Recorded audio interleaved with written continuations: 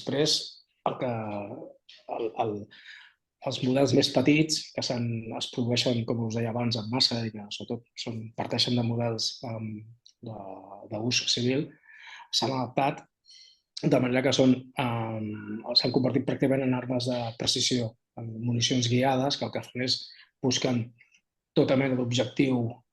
que pugui ser atacat, des de vehicles de cadena logística a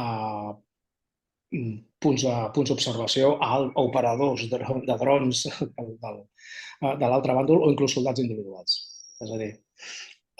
d'aquesta manera, aquesta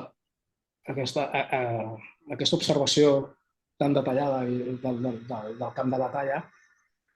el que ha produït és que sigui molt difícil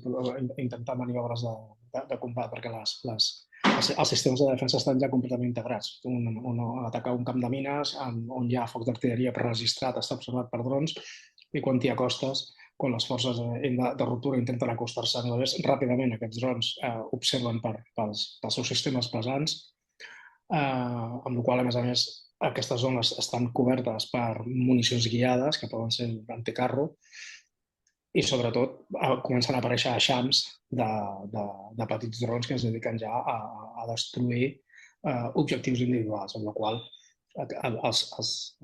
assalts s'han tornat molt costosos en termes tant de personal com de material. El que comentaves, el que veiem és aquests drons que van guiats ara per cable de fibra òptica, és perquè és la manera que s'ha trobat més eficaç, és una innovació russa, per evitar precisament el jamming i que la seva senyal de ràdio falli o sigui interferida per sistemes de guerra electrònica. Llavors,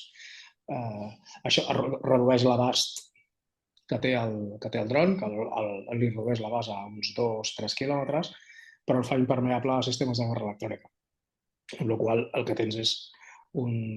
projectil que de fet és filoguiat. Una mica ens porta als anys 70, però